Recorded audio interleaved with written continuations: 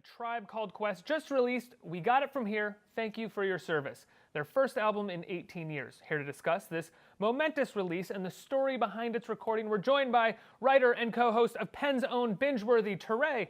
We also have the hip-hop artist and co-host of Sway in the Morning, Heather B., and director and producer at the legendary Apollo Theater, Kamilah Forbes. Welcome to the show, guys. Thanks so much for being here. Thank you. Touré, you got the chance to interview members of Tribe Called Quest prior to the announcement of this surprise final album. How long in the making was this record? They did a performance on Jimmy Fallon late in 2015, and the vibe was so great. They were like, we love being back together. This really fits. For years and years before that, Fife had been saying, come on, let's do another album. And Tip was like, I'm not ready, I'm not ready. He said he wanted it to be perfect. And finally, he felt the vibe. And that night, Tip said, let's do it. So they really started late December 2015, early January 2015. So that's when they really started this journey. They didn't know that Fife was so sick that he was close to death. So they were like, you know, we're moving forward. We're doing this is great. Fife was talking about, let's move to New Jersey so we have houses near each other. So he was talking about the future, buying a new ring for his wife, these sorts of things. So when he passed, you know, they were all shocked and they all had to find a way to keep going. So, I mean, he doesn't finish and then pass away. He was in the midst of doing his thing and passed away. So he would have recorded more if only he'd had more time. But they're super proud and happy of what they got out of him. He's on a lot of songs. Yeah. It's really amazing to hear him part of this.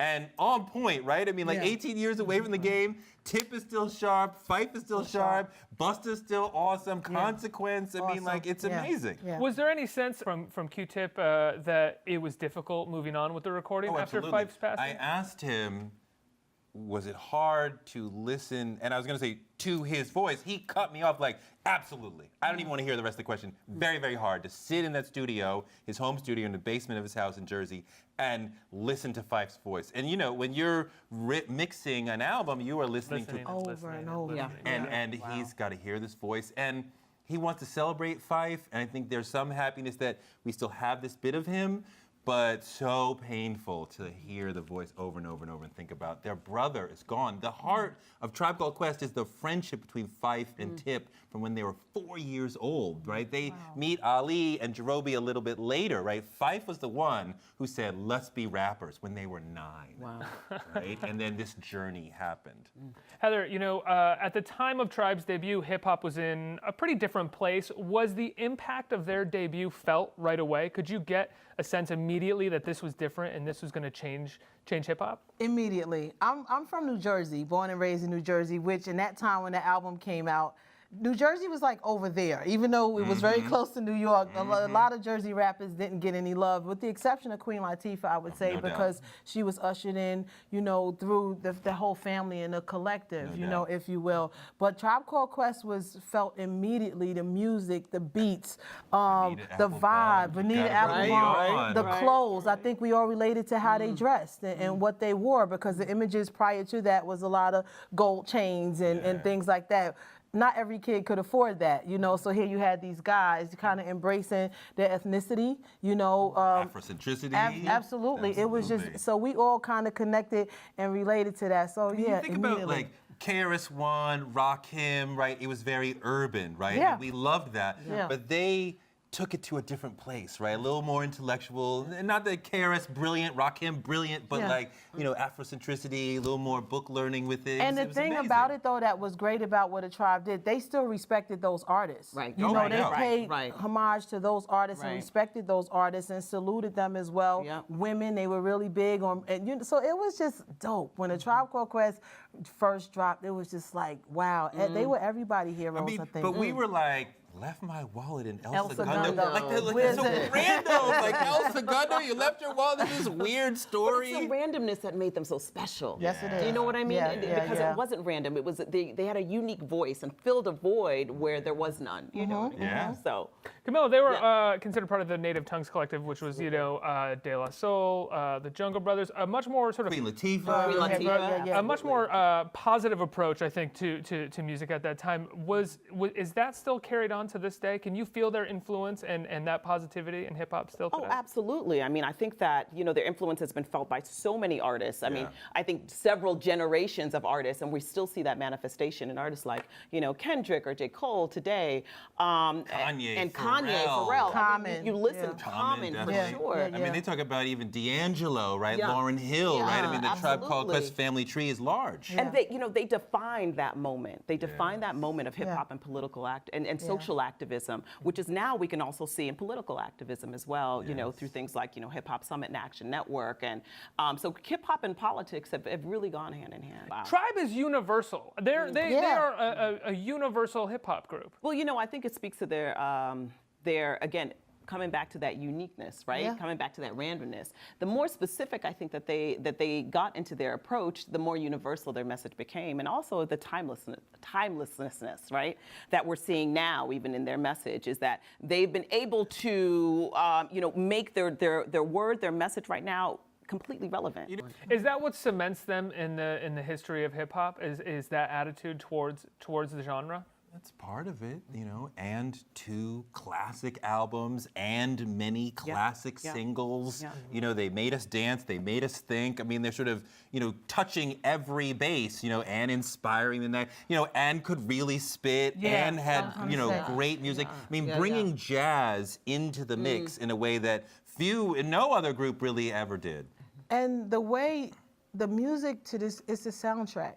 Like you can hear a Tribe song right now and go right back to that summer and go right back to where you wore your jeans a certain kind of way and you started seeing women locking their hair. And it just takes you back to a place where we were proud to be a part of the hip hop community. We were proud to bob our heads and nod our beats. It was the music that, when your mother came in the room or came in the kitchen, you didn't have to turn it down. Right. But you was still doing hip hop, and she would even ask, "What's that? Who is that?" So Don't let her hear the song with Ron Carter. Well, She's like, what? Now I'm into it. That's my jam. And even the artwork. Think about how far back these albums go, and when you see the artwork now, it's still relevant. It still means something. You can identify with those colors. When you see the red, you see the green, you see the black, you see the silhouettes. That's Tribe. And you talk about the covers too. The covers weren't their faces like ego gesture, I'm the man. Right. One of their most famous covers had tons of pictures of everybody else, or they'd have the Low End Theory was this red, black, and green person painted.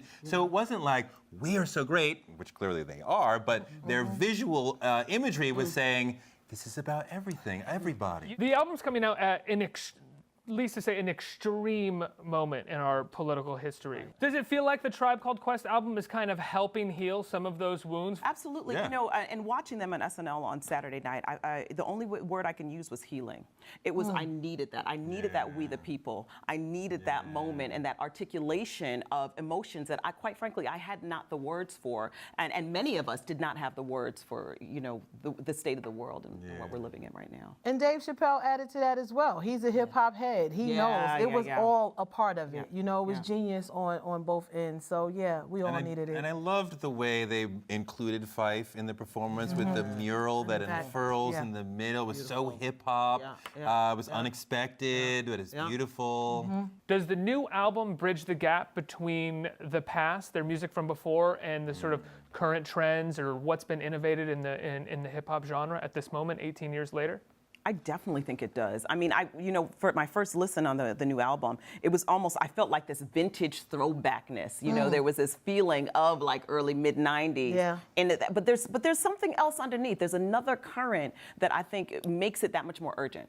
Right? Makes maybe it's in the language, maybe it's in the messaging, maybe it's also in the narrative that Fife is no longer with us. But there's something about the album that makes it even that much more. And what they were able to do, I think, too, is that their initial audience is just as well-traveled now as they are, as well-versed. We can appreciate the different sounds. I think our ears have grown a little bit. And then for their new audience, if you will, or the young kids, that I met a 19-year-old kid on the elevator the other day that's like, I got the new Tribe.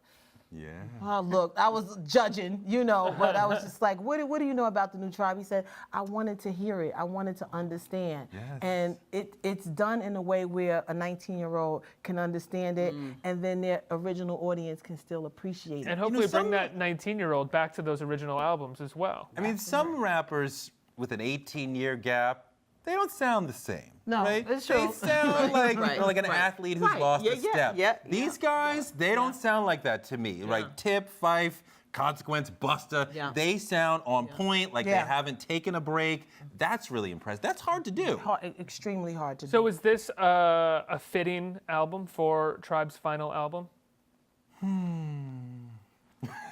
Every I time don't we know talk if about it's the final. I mean, he said final, Yeah. but we have seen groups run Yeah. DMC move Yeah. on Yeah. after In different formation. Yeah, I mean I can't even answer the question because just the notion of like the final Tribe album and thinking about Fife, you sort of stopped me of like. But I will say for this Yeah. moment, in time, I think it's definitely fitting. Absolutely.